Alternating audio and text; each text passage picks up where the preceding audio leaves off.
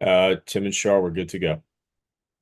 Awesome. Thanks, Sean. Appreciate it. So welcome to April 4th's meeting of the Identity Special Interest Group here at Hyperledger. Today we have an awesome presentation from Jorge and Jesus for you on the Aries Digital Trust ecosystem. Uh, but before that, we have a few announcements and a few working group updates that we'll go over. So for the announcements on the agenda is the SIG call next week is canceled, or not next week, but in 2 weeks is canceled for IIW. That'll be the 18th, I believe, would be our call. And then we have IIW coming up. Are there any other announcements to be aware of, Sean or Shar? Yeah, so I'll just put in here for the IIW planning. On the ID SIG, we started a threaded discussion around IIW in April. It happens in less than 2 weeks, actually 11 days, 12 days in Mountain View, California. Internet Identity Workshop is very much a gathering of the clans of the identity community. A lot of folks who work in OAuth and OpenID and decentralized identity are going to be there across the spectrum. In the ID SIG channel in the Hyperledger Discord, feel free to post, even if you're not going. If you're going or not going, let us know if you're going. Feel free to post the things that you would like to talk about or you would like to see or you'd like to learn. We're also going through a similar process in the Open Wallet Foundation, the OWF, which I'm going to start providing updates to the ID SIG in this document. The OWF has folks attending IIW this year, myself included. And we're having a similar conversation. What do you want to talk about? What are you bringing to IIW to talk about? What do you want to learn? And also who's going? So by all means, on Discord, either the Hyperledger or the Open Wallet Foundation, please chime in. Let us know. If you can't go, that's fine. You can still let us know what you would love to hear or talk about. And there will be a book of proceedings that comes out of IIW where the attendees take notes on the different sessions and they share them with everybody so nobody really misses out. The second thing here is we've got a workshop on April 24th, Zero Knowledge Proofs and ZK Programming and Blockchain Application Development. This Zero Knowledge Proofs play a large part in identity at Hyperledger. The two presenters of this work in the ZKP space. They're going to be using Bezu and Fabric for the root of their presentation and workshop, but everyone is welcome, as with all Hyperledger events. Please join us. The link to register is right there. And thank you, Shar and Tim, for letting me do those announcements. Yeah, absolutely. Um, all right, moving on to some working group updates. The Hyperledger Indie Contributors Working Group call happened on the 26th of March last month. Was anyone able to attend this session that would like to give us a quick summary? Yes, so we received updates on the Indie Bezu project. There's a draft PR open that adds Hyperledger Indie Bezu specific identifiers and entities to the original Indie did method. We also received updates on the Ubuntu 22.04 upgrade. The Indie plenum work on that is in progress and coming along. There is also a fourth Indie Summit coming up next week, April 9th. The topic is ledger redaction. This was previously known as tombstoning, and it is marking transactions as non-resolvable. And I can send out that link to register if anyone's interested. But yeah, it was a good meeting. All right, very cool. Thank you, Shar. Appreciate it. Hyperledger Aries met just yesterday. Was anyone able to attend this session at the Aries working group? All right. Looks like they were talking about VCX and some RFC updates. Bifold hasn't met in a little while. It looks like the Aries Cloud Agent Python group met just a couple days ago. Was anyone able to attend this session? Yeah, we got a bunch of status updates on did peer and AFJ interop work. There's work progressing on connection reuse for did peer 2 and 4. On Akapai 0.12.0, adding a few more PRs that need to go into that release.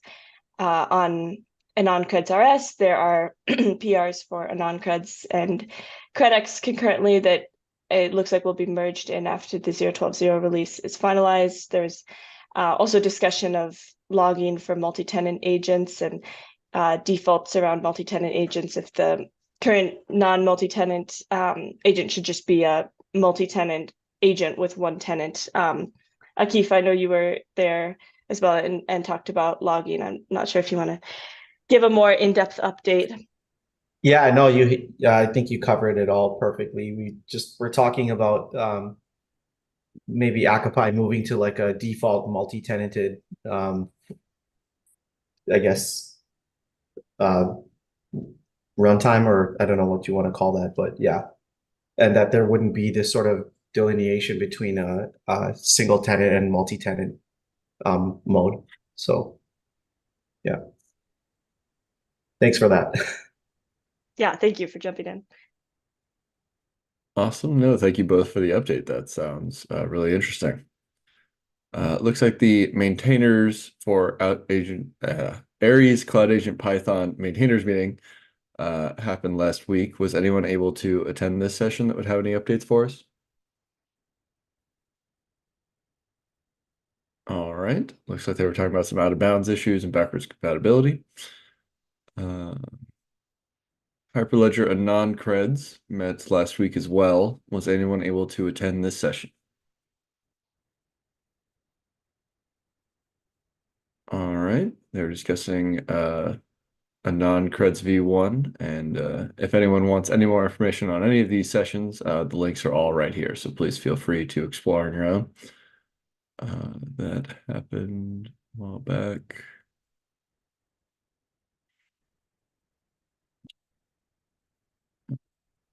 I believe the Trust over IP all members meeting, yeah, that happened before our last meeting, so this is older stuff. Looks like the TOP Ecosystem Foundry Group met last week. Was anyone able to attend this session? All right, looks like they're reviewing some papers and case studies. And the Concepts and Terminologies group met last week as well. Was anyone able to attend this session that would have a quick summary for us?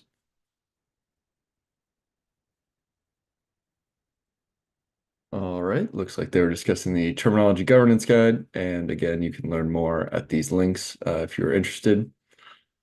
The Diff DIDCOM Spec Working Group met just recently on April 1st. Was anyone able to attend this session that would like to give us a quick summary?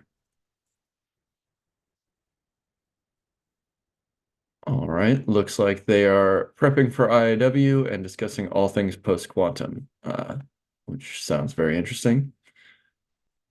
The DIDCOM Users Group has an upcoming meeting. And I believe that brings us to the end of the working group updates, unless anyone else has anything they'd like to share. All right. Well, with that, we'll hand it off to you, Jesus and Jorge. Okay. Well, thank you, folks. Let me see if I can get my screen here. Can you all see the screen here? Yes. We see your Yes. screen fine. Okay, great. So thank you, folks. Once again, Jesus Torres, co-founder and CEO of Entidad, and excited to be here to share a little bit about the work we've been doing over the last few years and provide a little bit of background and context here. For work that, frankly, folks, would not have been possible without the hard work and dedication of this community. Together, we've been able to deliver 60 million in direct aid and growing to U.S. farm workers. So know that there's a growing number of them and nonprofit organizations around the country that are grateful for what you all have created here. And even though Entidad, we're so early in our journey with this community, we're off to a really good start because of you. And so briefly, who is Entidad? We're a social impact startup, and we help mission-driven organizations that work with underserved communities use technology to grow and deepen their impact.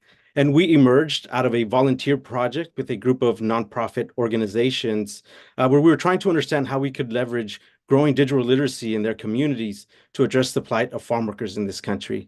And after a few months of this volunteer work, folks, we were captivated, and we decided to establish, found Entidad to pursue this work full time, because we understood that farm workers are the backbone of our nation's food supply chains, folks. Put simply, no farm workers, no food. And yet they remain one of the most underserved segments of our population. Now, there's a lot of different reasons for these, but two areas where we thought Entidad could be impactful in helping address these challenges was one, access to basic civic infrastructure. So these organizations work in rural communities. And so whether it's farm workers not having a physical mailing address or access to transportation or identity documents, these challenges become an organization's challenges when they try to deliver their services and programs. Over the years, they've done their best to build their own infrastructure, to be able to reach these communities. But access is inconsistent. It varies from office to office, county to county, state to state. And so this makes it really difficult and expensive for these organizations to operate and to scale their operations, because they have to be able to answer problem number two here, this question of who's on the other end of an interaction. And so most of the services and programs that these nonprofits provide come from funding sources that require them to collect and verify applicant information to determine eligibility, to prevent fraud, for reporting purposes. The thing is that traditionally, these activities were completed using manual processes, which again are difficult to operate and expensive to scale.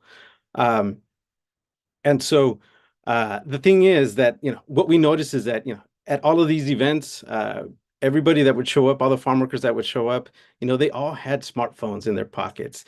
And so Entidad proposed to the group of nonprofit organizations, hey, why don't we build a farm worker services ecosystem that uses verifiable credentials to make it safer, easier, and more affordable to deliver these services? And they agreed. They loved the idea. And so the Prepárese ecosystem was born here. And so there's 4 major components to the solution. There's a smartphone app, which farm workers use to access the ecosystem. There's a platform solution that organizations use to build and host the business services, which are the apps that farm workers connect to access the benefits that the organization provides. And the last component is a data analytics component that allows us to better understand the end user. And so in 2020, we began working with the UFW Foundation on the Prepárese project here. And as we built out these business services, we were able to iterate through the components of the ecosystem. And just as these components were built out and kind of got integrated together, the USDA was announced the historic Farm and Food Worker Relief Program. Now, in 2022, farm workers were still feeling the effects of the pandemic, and the USDA, having already provided several rounds of funding to growers, they decided for the first time in their history to provide disaster relief specifically for farm workers. And so the program was funded through with $670 million through a congressional bill. And the program selected 14 nonprofits and a tribal entity to partner with the USDA in implementing and operating the program. And so the UFW Foundation, our customer, received the second largest grant to distribute 97 million, approximately. Part of that included leading 8 other nonprofits through this program. They'd be responsible for processing over 125,000 applications from farm workers and distributing those funds nationally. And so with the pieces in place of the Prepárese ecosystem, we were able to use the Prepárese platform to build out the Alivio business service, which, as I had mentioned earlier, has been used to process over 16 million in direct aid to farm workers to date, and it's growing. We've been able to reach 49 out of the 50 states. We're still trying in Alaska, not too many farm workers there. And we've delivered to over 1,800 zip codes as well. But more so than just helping us deliver this aid to farm workers, the Alivio service has really been a vehicle for us to drive adoption of the Prepárese mobile component of the ecosystem. And so to date, we have 30,000 verified farm workers using the mobile application. When provided the option, 9 out of 10 farm workers have decided to download to follow along with their Alivio case. And just introducing the mobile app and the intake, self-guided intake for farm workers There's still a lot of more work that we can do downstream, but just the intake portion, providing that has already led to a 33% efficiency gain when compared to other forms of collecting this information. So again, still early, but really happy with where we're at with this project here. And I think with that, I'll hand it over to Jorge to dive into the details of what it is that we've built. So I'll stop sharing now, and Jorge. Thank you, Jesus. Hello, everybody. I'm Jorge Flores, co-founder and CTO of Entidad, and I'm excited to be here today to tell you a little bit more about the technology approach that we've undertaken in serving our mission and the mission of the organizations that we're working with. To begin, I wanted to kind of set some context for design considerations that have influenced the choices we've made in building the solutions, the apps that Jesus just described. If you're a nonprofit or a public service provider or any organization for that matter, and you're trying to bring your digital service to your communities, these are some of the questions that come to mind. If you're a farm worker, or if we look at the farm worker perspective, which is something we do, on a daily basis, how do you find a service? Who do you trust? Where do you go? Do you have a smartphone? We believe that most farm workers and most immigrants working here in the U.S. probably have a smartphone. Is it an Android or an iPhone? Are there differences in the user experience between those? Do you rely on your phone, SMS messaging, or email address to exchange or to exchange communications? We find email, for example, is a channel that is very hardly used. Practically nobody uses it, at least not in this community. Do you work or live in rural communities where connectivity is sparse? And so offline becomes a very serious need. Are you apprehensive about biometrics on your smartphone or on the apps that you're interacting with? What is that all about? And do you share devices? Do you live in a household where there's only one smartphone, perhaps a husband and wife, or a daughter and grandfather sharing the same smartphone? We find that's a quite common use case. And of course, accessibility in the farm worker community. We find that there's a wide range of backgrounds. A lot of farm workers come from Mexico, Latin America, and other parts of Central America. And there's a huge indigenous community, Zapoteco, Mixteco, Purépecha. These are languages that are not very well written. And so if you're in these communities, are you finding services that can cater to your needs? And if you're a service provider, what are you thinking about, right? Like, how can you extend your brand over digital medium? And what does it take to positively identify somebody, an individual who you're interacting with and trying to deliver a service to? What kind of communications tools do you use? Do you have a call center? Do you rely on email campaigns or SMS messaging campaigns? We know that there's a lot of challenges with that. And then, of course, fraud prevention, which is on top of everybody's mind, especially these days with the onslaught of AI technologies that we're all hearing about today. Moving on, the question of email and SMS, right? Relying on phone numbers and email, like, to all of us on this call and to practically anyone who has a smartphone, I think these communication channels are practically unusable today, right? But not only that, they're a constant attack vector. And these are just some examples that we've encountered ourselves that anybody can fall victim to. And then, of course, there's the constant threat of surveillance and data harvesting and privacy breaches. I mean, we hear about this stuff every day. So we're here to talk about how we've adopted Hyperledger Aries and the great work that this community has contributed. There's open source frameworks, there's protocols, decentralized protocols, there's specifications and open standards. And we found very early on in our journey that this community was something special. It had exactly the right tools that we needed to be able to address some of these problems.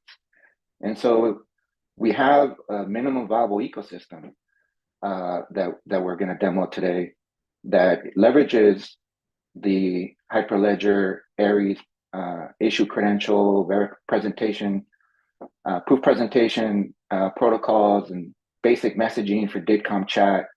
DIDCOM, I think, is quite unique in that it offers a viable alternative for reliable, persistent connections and communications between the organizations and the communities, and gives the user control, right? If you no longer want to receive communications, or if you want to disconnect, you simply delete your connection. So these are capabilities we've been working hard at embedding into our solutions. And we have the Alivio service, which is the first service that we've operationalized on the Prepárese mobile app. And if there are no questions at this time, I'd like to proceed with a demonstration.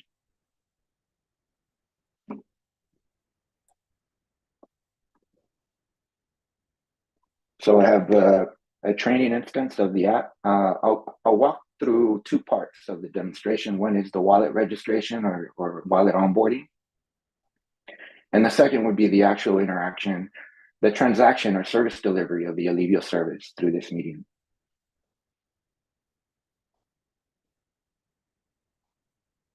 We explain to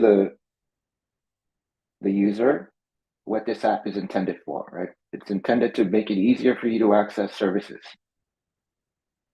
connect with trusted organizations that have been onboarded onto this ecosystem, and then store your personal information in your own wallet, and you get to decide who you share it with.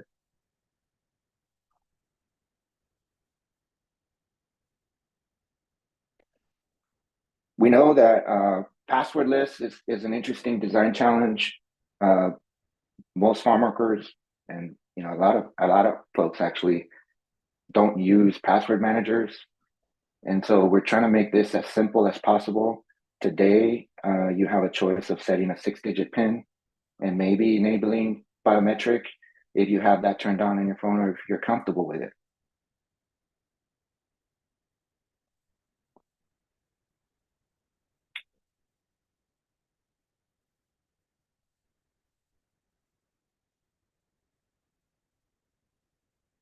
So this is it. We've completed the wallet onboarding, and now on the services launchpad, you'll see a series of services that have been onboarded. This is a training environment, and so we've got a couple of experimental things going on here, but today we're focusing on the Alivio service, so start to go through that process. So we first explain what the program's about. If you have any questions, you can link out to additional information about it. Some things you need to know, right? There's no fee. You should not pay anybody, or there's no reason for you to hand over any money to any servicer in order to apply. Immigration status is not a factor in eligibility. And of course, you have to provide proof that you were a farm worker working during this period of the pandemic to be eligible. And that's it. Those are the basic requirements. Have you started an application with any other organizations listed here, or any other organizations are working through the program, participating in the program? I'll answer no. Have you received a relief payment already through another organization? No. Did you work in agriculture or livestock during the pandemic? Yes. And did you incur any expenses during the pandemic, any medical expenses or others? Yes. Review my answers, I'll hit submit, and I'm eligible. So we move on to the next step. Here's where we start a process of identity proofing, and we try to make it really easy for the farm worker to provide their information. So I'll opt for that option, and I have an identity document that I'm gonna quickly scan.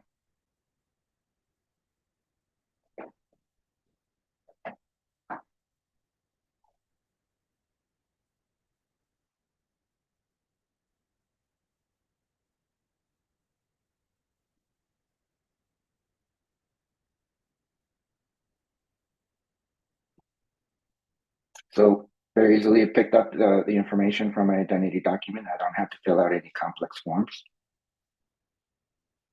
Here, we've been talking a lot. I've been talking a lot about phone numbers, and this is a unique program that there's serious considerations for making sure that the right folks who are eligible are receiving the distribution. And today, we require a verification of a phone number, but that's really because it's one of the few types of binding to a person that we have. There are other options that we're exploring, including biometrics that we'll get to discuss after this demonstration. So I'll receive a text message with a verification code or punch that in.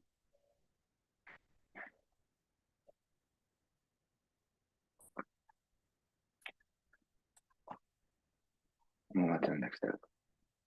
We have 8 organizations participating, but those organizations serve particular regions of the country. And so we've enabled a geolocation capability that, depending on the device's location, you'll be presented with the organizations that are serving your particular region. So here, select UFW Foundation. Brief description of the UFW Foundation and their mission.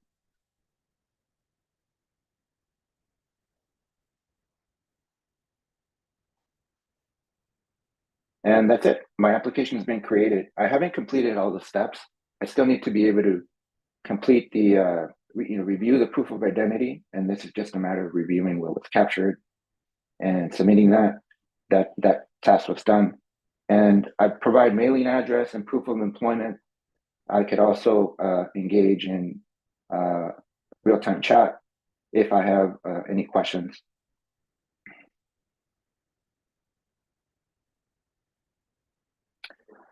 On the other end, if you're a service provider or staffer, you're going to want to address these applications and incorporate them into your review process. So here we see the application that I just submitted. All of the information that normally would have been captured, over a phone call, over a form completion, is now just easily, readily available here for review. We can see the identity document that was captured. I can, if I'm a reviewer or an approver, I can take a closer look at these things to make sure that nothing suspect is happening here with the documentation that's been provided. I can request additional information if such is the case, if needed.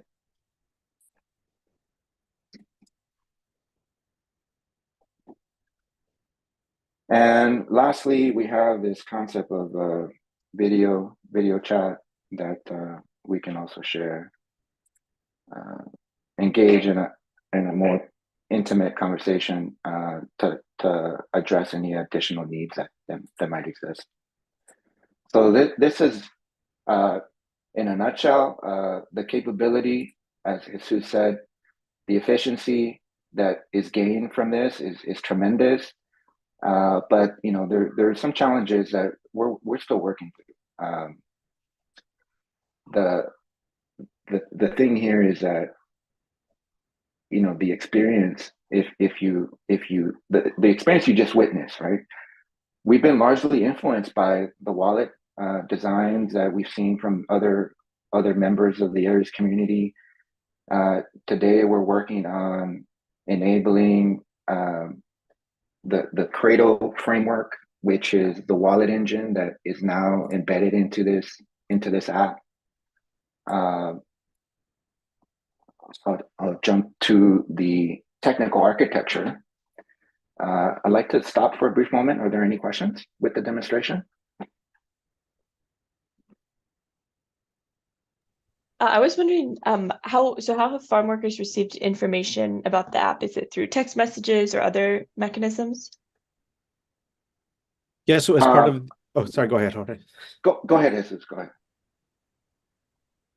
Yeah, I was just going to add, as part of the program, it's a national program, and so there's been a lot of marketing to the communities through traditional media, social media, so on and so forth, and also, kind of their existing member usage, their existing membership and community. So the organizations themselves have taken on a lot of that work. Oh, nice.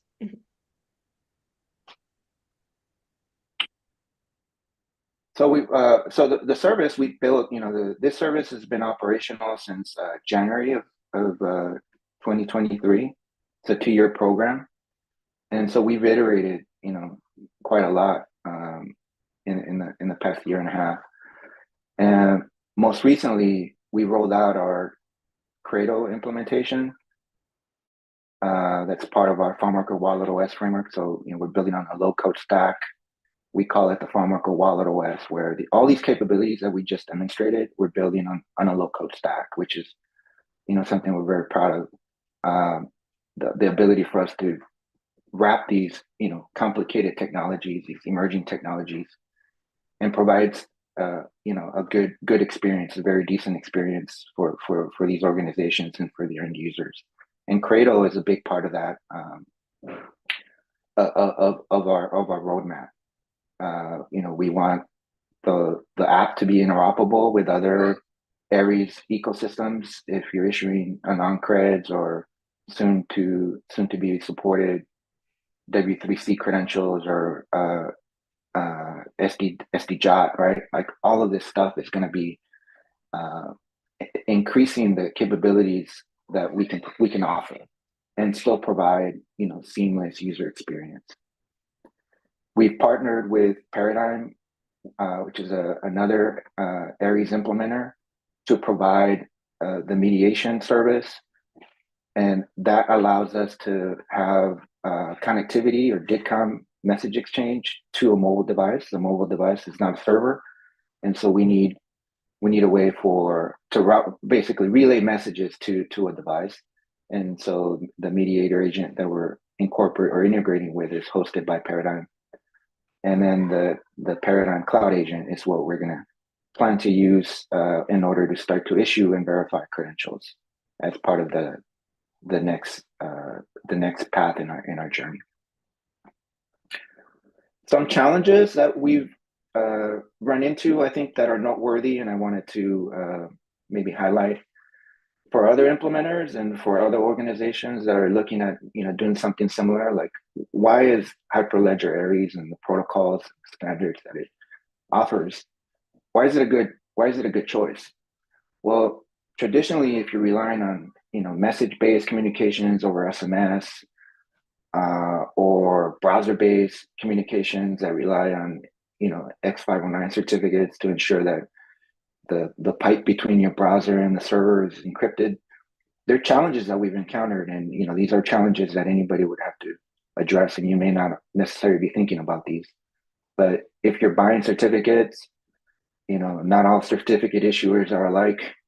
Some are really expensive, some are more affordable, but the ones that are more affordable don't necessarily work well with mobile, especially if your mobile device is older and not running the latest browsers. We find that there's a small subset of end users that still use older phones, and those browsers get end of life. They don't get supported, and so on those very phones, this app that I just demonstrated runs just fine, and we kind of circumvented this issue. If you're using deliverability, SMS-based communications or email communications for that matter, SMS specifically, depending on the network that your phone is on, if you're on a low-cost phone or on a low-cost carrier, we've encountered issues with the encoding of messages that affects delivery. So if you have special characters or hyperlinks in your message content, this could happen where either the message gets delivered in a way that's it can't be interpreted by the end user, or sometimes the SMS message gets flagged as spam by the carrier simply because there's a misinterpretation of the message encoding. Again, this is another issue that doesn't happen with DITCOM. And then another problem statement is the problem of shared devices, which is really interesting. Right, we have one holder, one wallet, and we think of a holder, at least in how it's defined. Typically, it's defined as the holder of or the owner of the smartphone. But in this world of credentials, verifiable credentials or wallets, the holder would be the user of the wallet. And then there's the subject, right? The subject of the credential. So we recognize the need to be able to support a wallet that can provide the same level of experience to different users sharing that device. And this is usually a household, but it could also be a friend. Farm workers are seasonal workers. Many farm workers are seasonal, and they travel from far away places of origin, and sometimes they don't have smartphones. So they'll ask their coworker, "Can I borrow your phone for 10 minutes so I can apply for the service?" But then there's also a fraud vector that we've ran into recently, and this one was kind of caught us off guard. And that is that there's bad actors. Well, we consider them bad actors because they're charging a nominal fee.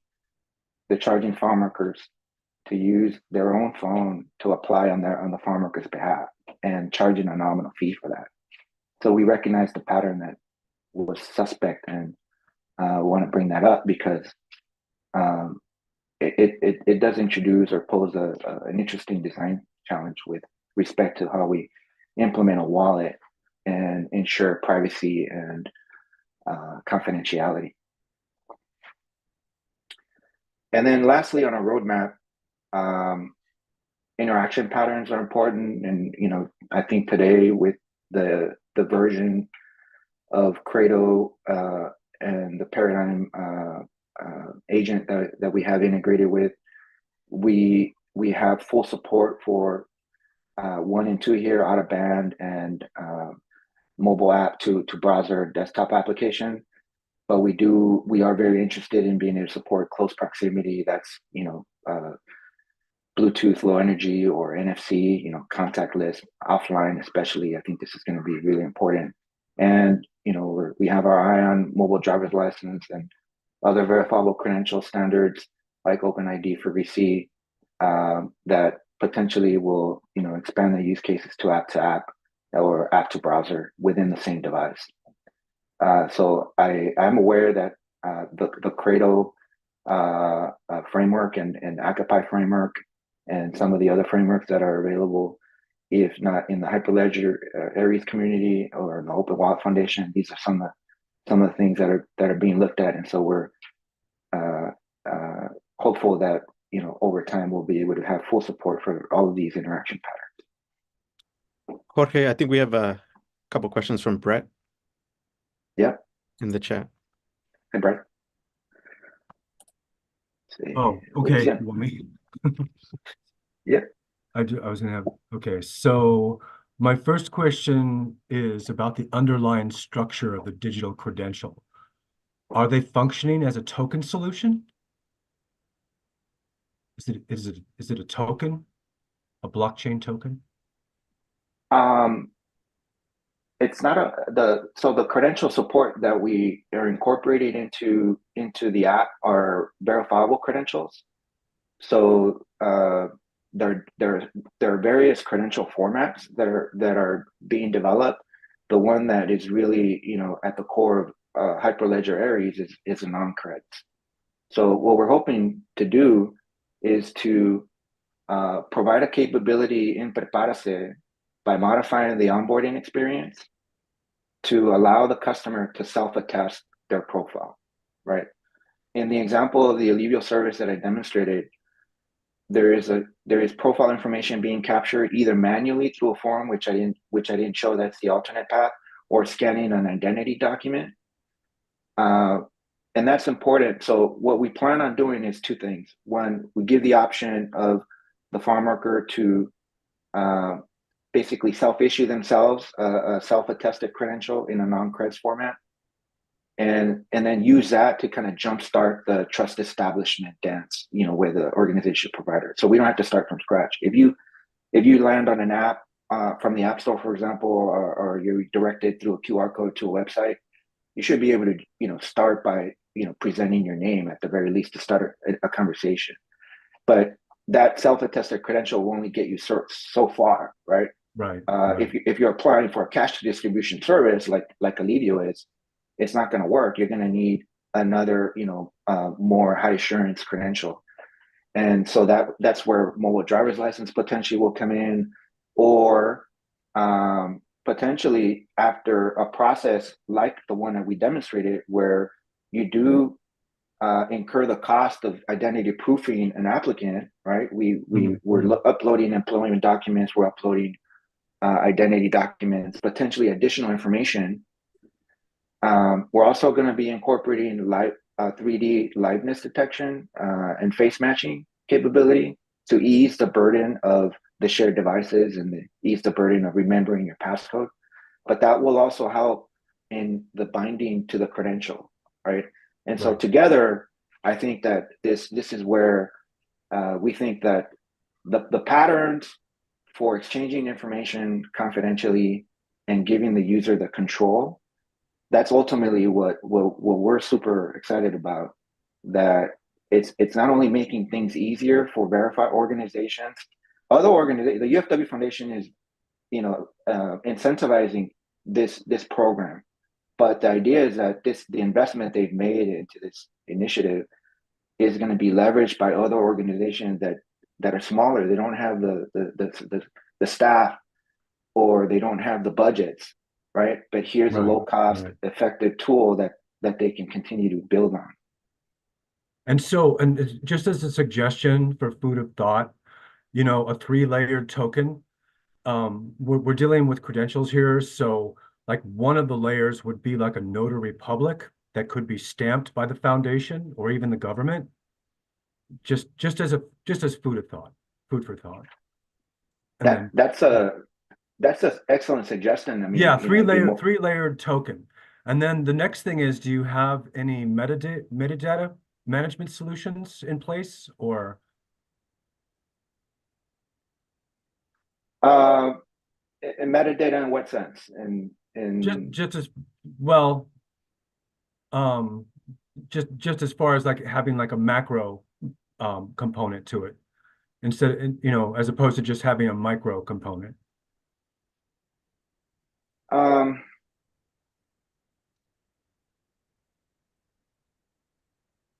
not and so sure. That could be other foods of thought too, Yeah. as far as, dealing with the problem statements and possible solutions. Like I said, if you're able to get the government or these foundations, these NGOs to basically notarize a token, it would, I think it would go a lot further. So anyway, That's excellent interesting, presentation. Brett. Excellent presentation. Thank you so much. Thank you. If you don't mind, Brett, I'll reach out to you to get more clarity on these 2 points. Okay, yeah, I'll drop my email in the chat.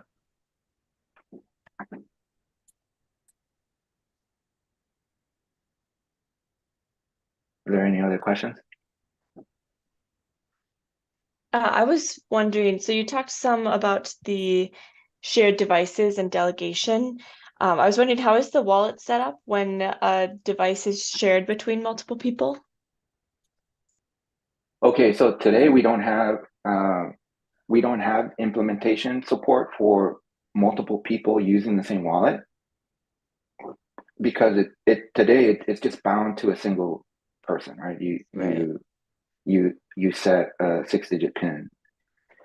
But we do have plans on our roadmap, hopefully before the end of the year, to incorporate the multi-tenancy aspect of the Hyperledger areas, or the Cradle framework. Now that we could extend the onboarding and pair that with a biometric liveness detection capability that we're also in the process of building, so that even if it's the same device, different people can be authenticated just by simply doing a kind of like a selfie experience, right? And then your personal wallet would be loaded. It's all stored on the device, but with Cradle, we believe we have the flexibility to be able to support that. Right, right. Cool, thank you. Mhm.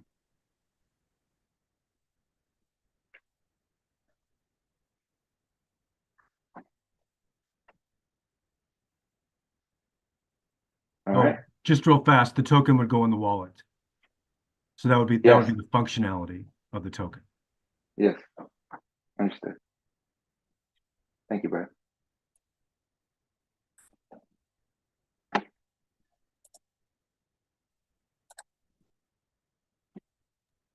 Well, there are no other questions.